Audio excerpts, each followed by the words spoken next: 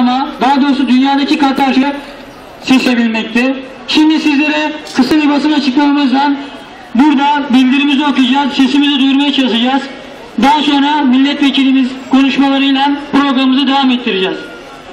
Sevgili Bakırköylüler, bilindiği üzere Mısır'da 30 yıllık dikta rejimi 11 Şubat 2011 yılında halk ayaklanması ve halkın yoğun baskı istekleri karşısında 11 Şubat 2011'de diktatör Mübarek'in istifasıyla son bulmuştu. Hemen arkasından yapılan ilk geniş katılımlı ve çok partili demokratik seçimde Muhammed Mursi geçerli oyların %50'sinden fazlasını alarak Mısır'ın seçimle gelen ilk cumhurbaşkanı olma özelliğini elde etmişti. Tek suçu Filistin'deki Müslümanlara uygulanan ambargoyu vermek.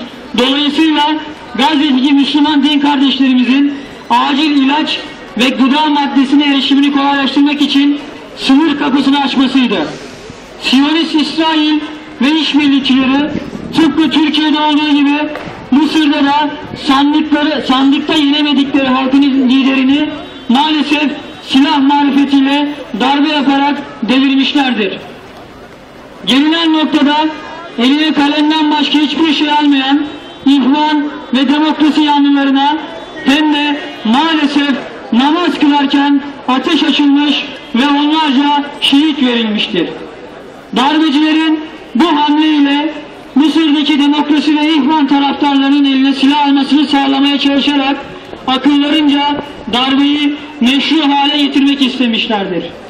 Bu oyunu bozan silah ve bombalara karşı iman dolu göğsünü siper eden kardeşlerimiz aslında asla Müslüman kanı dökmeyeceklerini deklare etmişler ve bugüne kadar da asla provokasyonlara gelmemişlerdir.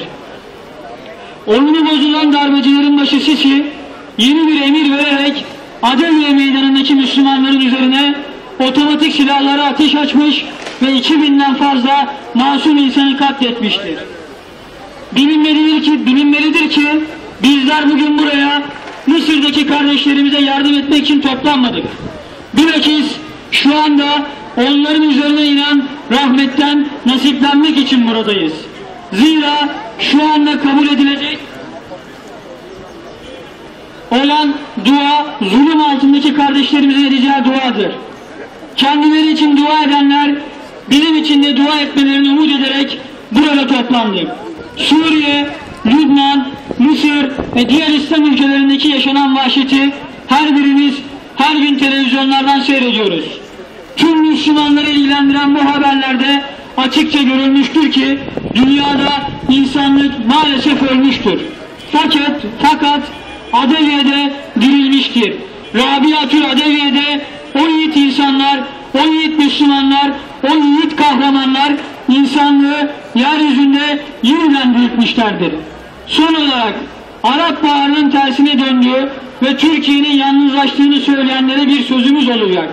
Doğrudur, Türkiye propagandistlerin gözünde yalnızlaşmış olsa da bilinmelidir ki dünyadaki Müslüman halklar nezdinde kalabalıklaşmıştır.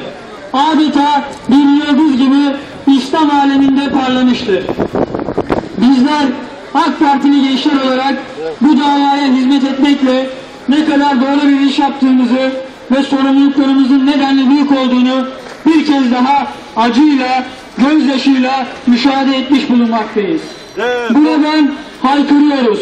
Mısırlı kardeşlerimiz, Suriyeli kardeşlerimiz, Bosnalı kardeşlerimiz ve tüm İslam alemi, yalnız değilsiniz. Allah yar ve yardımcınız olsun inşallah. Kamuoyuna saygıyla duyurulur. Sisi, seninleyiz Mursi. Defol Sisi, seninleyiz Mursi. Defol Sisi, seninleyiz Mursi. Defol Sisi, seninleyiz Mursi. Defol Sisi, seninleyiz Mursi. Şimdi de değerli misafirler, İstanbul Milletvekilimiz Nurettin